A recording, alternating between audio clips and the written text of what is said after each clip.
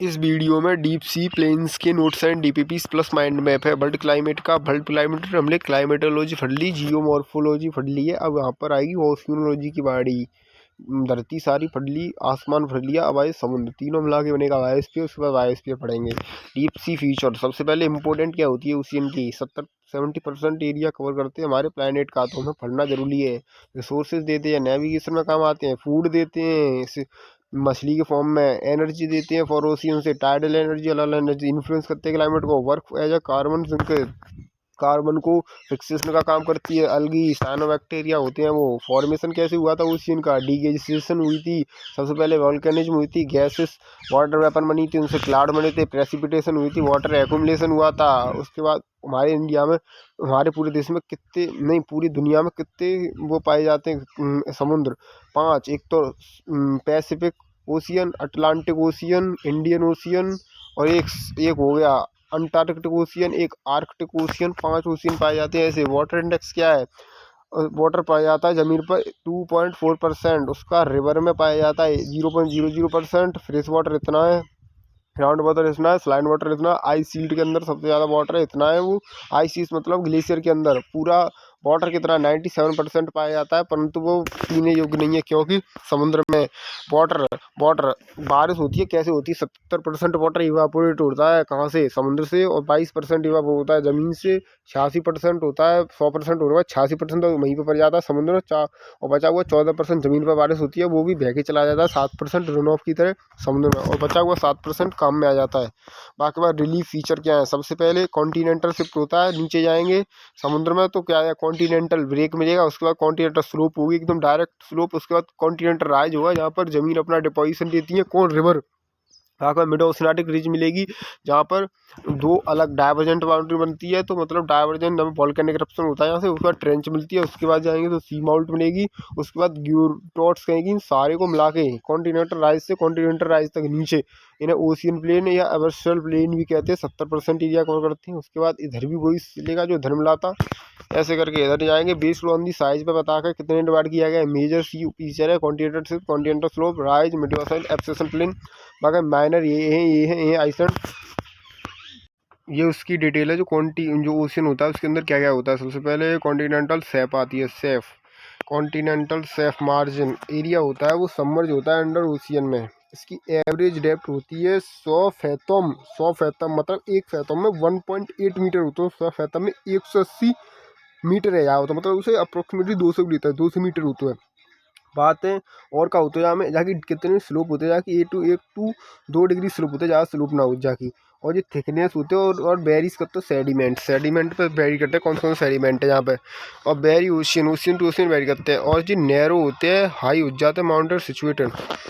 जो continental shape narrow कम पे होते हैं, जब पे बहुत बड़े फाड़ सिचुएटेड होता है। फाड़ कैसे बने होंगे, कॉन्टिनेंट और ओशियन टकराई हो गई, एंडीज माउंटेन होता है मम पे जी कम नैरो है, काहे को न्यू टकरा गई तो पार खड़े होंगे तो डायरेक्ट कॉन्टिनेंटल स्लोप आ जाएगी, थोड़ी शेप बन पावी जाके लिए। पैसिफिक कॉन्टिनेंटल में और साइबेरियन मतलब उन पर रसिया में, जम पे मतलब बहुत लंबी का प्लेन है जाकू। और कॉन्टिनेंटल शेप इंडिया के दगा है, वो इतने माउंटेन है बेशक माउंटेन है, वेस्टर्न घाट है, तो जम पे छोटी है। काय को छोटी है क्योंकि नहीं क्यों सौ जम पे बड़ी है, काय को बड़ी है जम पे नीचे धस गई है, नीचे धस जाएगी तो प्लेन सो एरिया आ जाओ, पहले ऊपर ही फिर वो नीचे को धस गई है तो प्लेन सो एरिया आया, ऊपर जैसे ही रन ऑफ बच्चे वो ऊपर आएगा लिख रही है। इतना छोटी है ईस्टर्न साइड में। Significant of continental shelf, significant का है इट इज अ फोर्टिक जोन मतलब जम पे लाइट पूरी पहुँच सकते हैं। और जब पे फिशिंग होते हैं, फिशिंग प्रोमिनेंट होते हैं कम पे नॉर्थ सी, कम पे यूरोप में ये नॉर्थन सी, जहाँ पे फिशिंग होते हैं डॉगर बैंक और फोसल फ्यूल, यहाँ पर फोसल फ्यूल पाया जाता है चाहे एरिया में। और कॉन्टिनेंटल ब्रेक आता है वो नीचे स्लोप जाता है, कॉन्टिनेंटल ब्रेक कहता है, नीचे को जाए कॉन्टिनेंटल शेप और कॉन्टिनेंटल स्लोप के बीच वो एरिया होता है कॉन्टिनेंटल ब्रेक कहता है। कॉन्टिनेंटल स्लोप आते हैं, ये स्टीप स्लोप होते हैं और ये डीप ले जाते हैं सी के डीप में। और जो ग्रेडियंट आगे स्लोप हाइयर होते हैं देन कॉन्टिनेंटल शेप, ग्रेडियंट मतलब झुकाव। इट डेप्थ फ्रॉम 200 से 3,500 किलोमीटर 3,500 मीटर तक जा सकते हैं, समझी। और यहाँ पर सवराइन कैन्योर मिलता है, इज सिग्निफिकेंट लीव। सवराइन कैन्योर मतलब कैन्योर का होता है एक वी शेप्ड वैली होता है, कैन्योर होते हैं गॉर्ज होते हैं, जहाँ पर कैन्योर पाया जाता है मतलब थोड़े ऐसे करके लंबी लंबी दिखे कैन्योर है। This is a canyon, this is a canyon. अब बाकी बात deep sea plain, deep sea plains are found होता है, कम पे फाउंड 3000 से 6000 के बीच में। 75% एरिया ओशियन में कवर करता है। डीप सी प्लेनिंग है, हम एवर्सन प्लेनिंग कहते हैं। यहाँ पे पहले जिक डिपोजिशन मतलब समुद्र की, समुद्र में मिलते बाहर की चीज़ जब पे कोई ना हो जब फाउंड हेयर वहाँ पे मेटिओडिया ओशियानिक रिज आते हैं जी। अटलांटिक में जो मेटिओशियानिक एस शेप की है। और बाकी seamount and guyot, seamount ये होता है, गॉड ग्योट ये होता है। आइसलैंड ओशियानिक आइसलैंड है, एक वॉल्केनिक आइसलैंड है। मॉरिशस है वो वॉल्केनिक से वजह से फॉर्म हुआ है।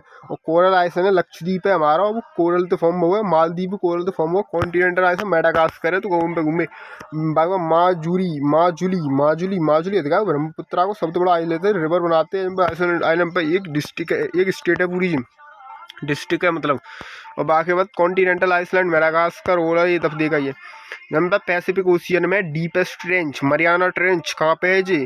फिलीपींस और ग्योटर के बीच में, फिलीपींस के बीच में। और जब पे आइसू हेलाइन कहते जाते हैं।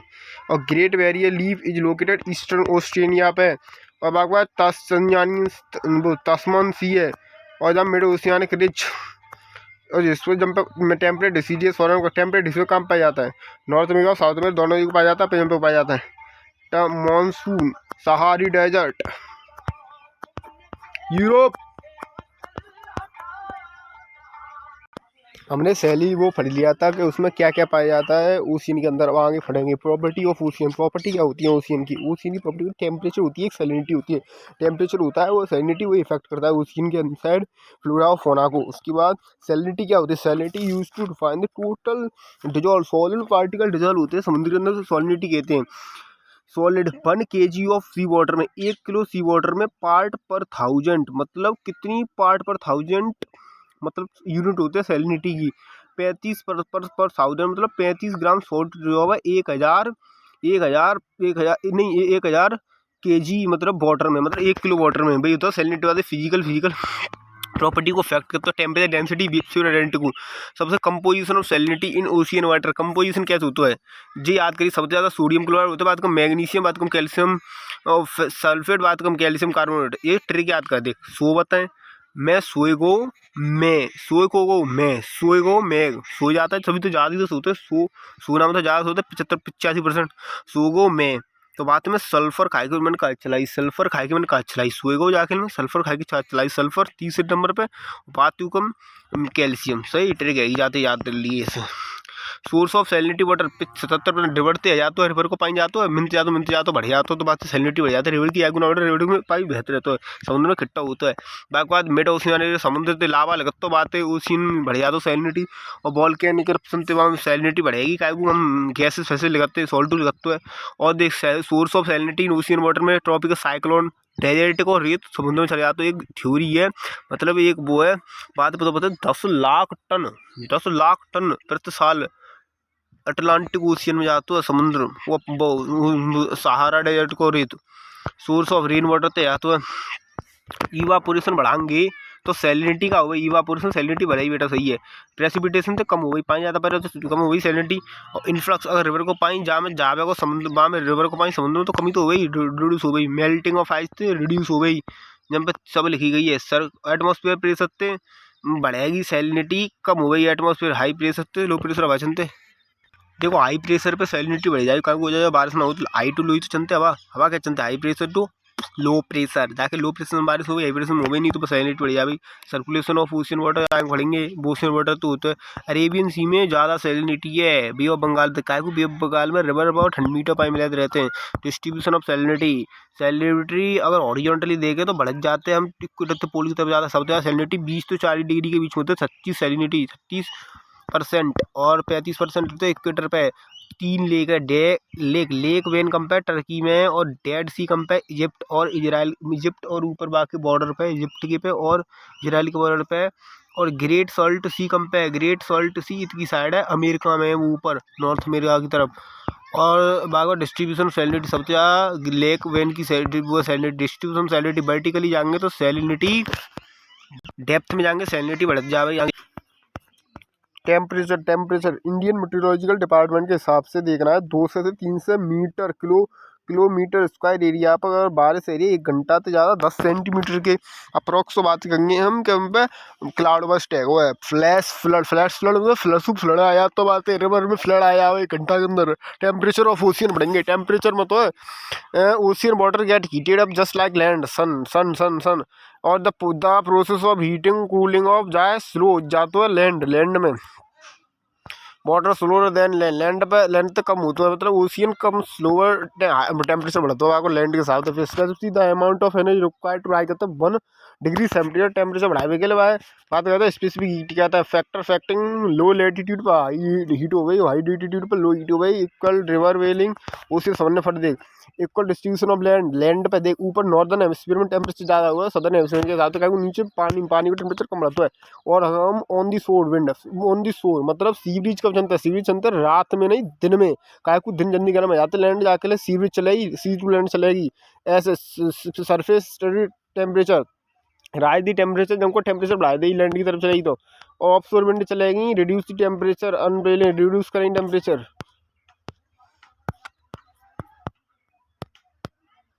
सिंपल बात है ऑन शोर विंड हो गई रेज करेगी क्या टेम्परेचर इतनी सर पानी ला गई तो ऊपर टेम्परेचर बढ़ा देगी पानी को गर्म पानी जैसा ला रही है तो और जो ऑफ शोर विंड का करेगी ऑफ शोर विंड टेम्परेचर कम करेगी इतनी साइड गर्म पानी ले जाओगे तो ठंडा पानी नीचे को लग रहा है आवाज़ समझे जो उसका मैटर है।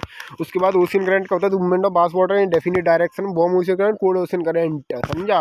लोकल वेदर से भी जो होता है टेम्परेचर हॉरिजॉन्टली देखें तो टेम्परेचर कम ऊपर जाता है डिस्ट्रीब्यूशन ऑफ टेम्परेचर वर्टिकली देखें तो फोर्टिक जोन को 2 से मीटर तो 40 बात है फोर्टिक जोन होता है मिड नाइट जोन कहते जाते हैं। और बाकी बात the line from where temperature sharply decline होता है थर्मोक्लाइन कहता है। और आके बाद डिस्ट्रीब्यूशन ऑफ टेम्परेचर जे है डीप सी लाइन पूरा चैप्टर खत्म होता है जब पे टेम्परेचर बार हो और पीछे डीप सी बार हो जो होलो लाइन होता है वो सेपरेट करते हैं लेस सैलाइन को और मोस्ट सैलाइन थे समझो जाए राखिए जानते हैं। अगर सिमिलर सैलिनिटी होगा बायो को हम आइसोहेलेन कहते हैं आइसोहेलेन।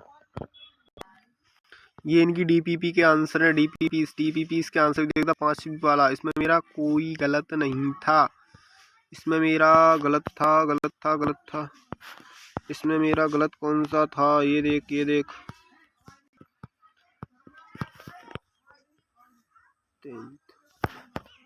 पूरा खत्म 6 वाला गलत था इसको देखना राइट आंसर क्या है राइट आंसर ए इसका। आइसलैंड को इंक्लूड नहीं करते ये माइंड मैप है डीप सी का और टेम्परेचर का। डीप सी का होता है ओशियन की इंपॉर्टेंट का है खबर करता है 71% एरिया को ओशियन होता है। एनर्जी देता है क्लाइमेट इन्फ्लुएंस करता है कार्बन संकेत को काम करता है। फॉर्मेशन कैसे होता है डेगेसिंग प्रोसेस के थ्रू ओशियन 5 ओशियन है। वाटर इंडेक्स कितना है लैंड पे 2.4% है, रिवर में 0.0 पर इतना ग्लेशियर के अंदर इतना फ्रेश वाटर है, इतना ट्रेंच के इतना वहाँ में आइस सीट के अंदर है, इतना पूरा ओशियन तो 95% वाटर है। 7% वाटर रुका है गोज टूवर्ड्स ओशियन 7% मतलब वाटर रुका है जो पाई उससे तो वो ओशियन में चला जाता है जो सॉल्ट वाला होता है। और रिलीफ फीचर कौन से continental shape depth 20 fathom metre 200 metre की डेप्थ होती है जाकि कॉन्टिनेंटल शेप की। और स्लोप उतना डिग्री पे टिल्टेड होता है। थिकनेस सेडिमेंट वेरीज पे करते हैं नैरो होते हैं जब पे हाई माउंटेन होता है पैसे पे कम होते हैं ओशियनिक सेफ जब पे हाई माउंटेन होते हैं ज़्यादा होते हैं जब पे साइबेरियन प्लेन मतलब प्लेन एरिया होता है। इंडिया की वेस्टर्न साइड की दिखाया वो चौड़ी ज़्यादा है बेशक में माउंटेन है पर ईस्टर्न साइड की कम है कायकू पे डाउन वेयरिंग है मतलब नीचे धस गई जमीन फोर्टिक जोन पे रोशनी जाता है। फिशिंग प्रोमिनेंट डेगेसिंग होता है नॉर्थ सी में कंपेरिजन होती यूरोप में ओशन फ्यूल। कॉन्टिनेंटल पे एक ट्रांसिशन जोन होता है और कॉन्टिनेंटल स्लोप स्टीप स्लोप होता है ग्रेडियंट होता है डेप्थ 3,500 मीटर तो होता है। सबमराइन कैनियोर होता है जहाँ पे कैनियोर ये स्टेज के बाकी बाद एवर्सन प्लेन जाए डीप सी कहता है 3,000 से 6,000 के बीच में होता है कवर करता है 75% एरिया को फैले जिक डिपोजिशन होता है मतलब जब पे लाइट है ज़्यादा जब पे मतलब समुद्र की होते हैं जब पे मिड ओशियानिक रेंज आते हैं, बाकी सी माउंट होता है और गौर सीमा लंबे लंबे तार होते हैं। और बाकी आइसलैंड वॉल्केनो बनता है, मॉरिशस बना, कोरल ते लक्षद्वीप बना, कॉन्टिनेंट ते मेडागास्कर बना, ब्रह्मपुत्रा ते माजुली बना, temperature salinity salinity total amount of 1 kg में कितना सॉलिड पार्टिकल बना, पार्ट पर 1000 बना पाता है 35% पर पावर 1000 और 35 ग्राम होता है 1000 ग्राम में। सैलिनिटी कंपोजिशन एवरेज 33 to 37 होता है। आपको सोडियम क्लोराइड सबसे ज़्यादा होता है, बात को मैग्नीशियम, बात को कैल्शियम, बात को कैल्शियम सल्फेट होता है, बात को कैल्शियम कार्बोनेट होता है। याद रखिए मैंने ट्रिक बताइए। सोर्स ऑफ सैलिनिटी रिवर होता है, mid oceanic river, tropical cyclone, बाकी रेन, बाकी फैक्टर ऑफ इवापोरेशन ज़्यादा करेंगे तो सैलिनिटी कम होगी, सैलिनिटी बढ़ेगी। प्रेसिपिटेशन करेंगे तो कम हो गई, इन्फ्लक्स तो कम हो गई, मेल्टिंग तो कम हो गई, एटमॉस्फेयर प्रेशर तो कम हो गई, यहाँ पे हाई प्रेशर होगा ताजे की। बाकी सैलिनिटी सैलिनिटी अरेबियन सी की सैलिनिटी अधिक है, ज़्यादा compare to bay of Bengal की, समझ रहे हो। बाकी हॉरिजॉन्टल डिस्ट्रीब्यूशन देंगे, डिक्रीज हो जाता है फ्रॉम इक्वेटर से पोल तक, हाई होते हैं ट्रॉपिकल, हाई कंपा सैलिनिटी का होता है ट्रॉपिकल ओशियन में 20 से 40% के एरिया में, ट्रॉपिकल जोन में। और बाकी नियर पोल सैलिनिटी कम हो जाते हैं, को बढ़ते नहीं थोड़ी कम होते हैं, वो इन्फ्लक्स आइस की वजह तो कम हो जाते हैं। बाकी वेन लेक का सबसे ज़्यादा सैलिनिटी है, जाकि डेड लेक की बात करूँ, ग्रेट लेक की वर्टिकल डिस्ट्रीब्यूशन देखें, वर्टिकल डिस्ट्रीब्यूशन देखें तो वर्टिकल डिस्ट्रीब्यूशन देखें सैलिनिटी को तो इनकी आ जाता है डेप्थ के साथ में। भाई हेलो क्लाइन कहते हैं जो एरिया होता है लोअर हाई को सेपरेट करता है। टैम्परेचर ओशियन में कम होता है, लेस टेम्परेचर होता है। भाई स्पेसिफिक हीट स्पेसिफिक हीट होता है वन कितनों वहाँ में हीट होते हैं 1 सेंटीमीटर 1 डिग्री सेल्सियस बढ़ते हैं वहाँ में। अब प्रिवेलिंग हीट विंड फिंड तो होते हैं ऑफ शोर इन शोर में। और फोटोलिथिक एरिया होता है जब पे लाइट जाता है, अगर फोटिक एरिया में लाइट आ जाए तो लाइन कहते हैं सेपरेट करते हैं। बाद थर्मो लाइन कहते हैं हाई टेम्परेचर को सेपरेट करते हैं, और लाइन साथ सैलिनिटी को आइसोफ्लाइन कहते हैं। हर पूरा चैप्टर खत्म।